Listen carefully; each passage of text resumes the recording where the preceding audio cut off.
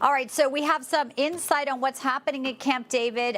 Reportedly, the New York Times has some details. They're saying there's a movie theater, there's an airplane hangar outfitted with lights and production equipment, all of this to have a mock debate stage. 16 current former aides. I mean, if you have to do this much prep, how can anyone actually say this guy should be the leader of the free world? At some point, it's getting ridiculous, Governor.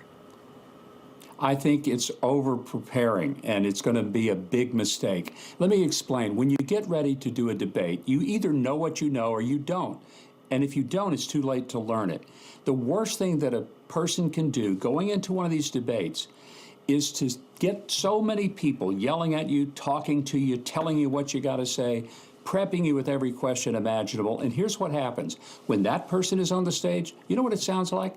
It sounds like they're reading from a card in the back of their head, and they're trying to make sure they have their lines right.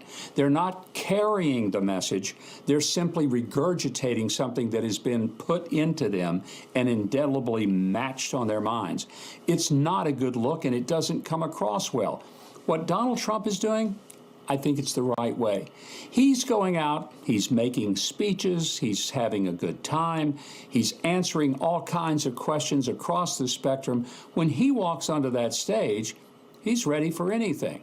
Yeah. Joe Biden is only ready for what his handlers have prepared him for, and they haven't prepared him probably for Donald Trump. No, Trump just added another rally Friday in Chesapeake, Virginia. Hillary Clinton, by the way, she says in an op-ed on the Times today that she's actually also prepping Joe Biden in the Times here, and this is what she says. It's a waste of time to refute Mr. Trump's argument. Like a normal debate, it's nearly impossible to identify what his arguments are even going to be. She goes on, it starts with nonsense.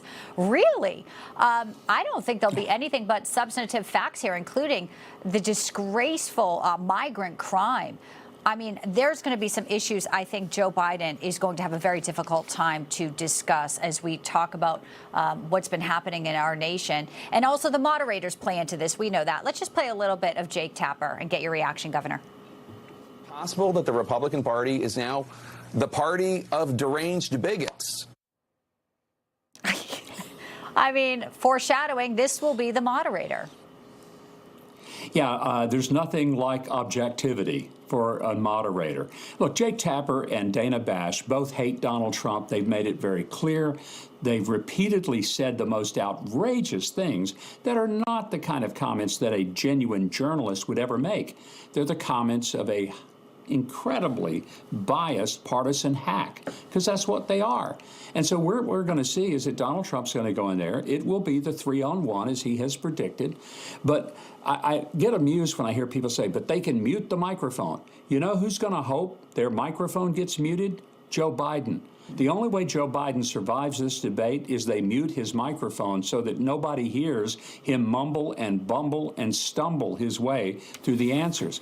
Now, the other option, if they jack him up like they did for the State of the Union, and he goes in there screaming and yelling, "Get off my lawn," in that environment, in that very closed studio environment with no audience, it's going to come across as deranged, irrational.